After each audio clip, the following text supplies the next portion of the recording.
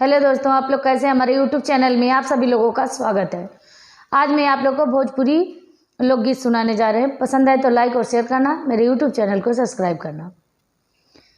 कैली हम कामन कसूर नयनवा से दूर कैल बल मुँह।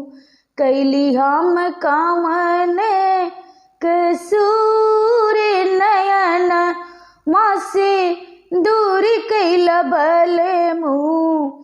दूर कैल बल मुँह, दूर कैल बल मुँह, दूर कैला बल मुँह, दूर कैला बल मुँह। कैली हम कामन कसूर नयन वहाँ से दूर कैल बल मुँह। कैली हम कामन कसूर नयन वहाँ से दूर कैल बल मुँह। सोने की थाली में जेवना परोसली, सोने की थाली में जेवना परोसली, नयन वहाँ से दूर कैल बल मुँह। खैले बिना जइहा ना हजूर, नयन वहाँ से दूर कैल बल मुँह। खैले बिन जइहा ना हजूर, नयन वहाँ से दूर कैल बल मुँह।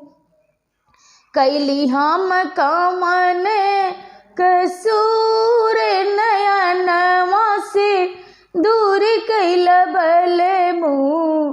कैली हम कामन कसूर नयन वहाँ से दूर कैल बल मुँह। दूर कैल बल मुँह, दूर कैल बल मुँह, दूर कैल बल मुँह, दूर कैल बल मुँह। नयन वहाँ से दूर कैल बल मुँह। कैली हम कामन कसूर नयन वहाँ से दूर कैल बल मुँह। चुनी चुनी फूलवा के सेज सजवली, चुनी चुनी फूलवा से सेज सजवली, नयन वहाँ से, नयन वहाँ से दूर कैल बल मुँह। कबहू तो आईबा जरूर, नयन वहाँ से दूर कैल बल मुँह। कबहू तो आईबा जरूर, नयन वहाँ से दूर कैल बल मुँह। कैली हम कामन कसूर नयन वहाँ से दूर कैल बल मुँह। कैली हम कामन कसूर नयन वहाँ से दूर कैल बल मुँह। कितना सपनवा में तोहरा के देखली, कितना सपनवा में तोहरा के देखली, नयन वहाँ से दूर कैल बल मुँह। कैली हम कामन कसूर नयन वहाँ से दूर कैल बल मुँह।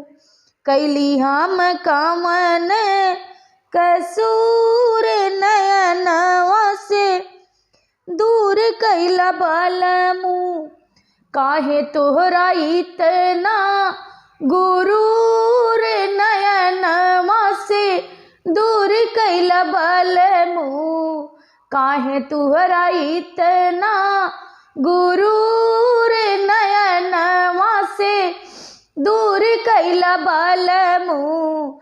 कैली हम कामन कसूर नयन वहाँ से दूर कैला बलमू कैली हम कावन कसूर नयनवा से दूर कैला बलमू।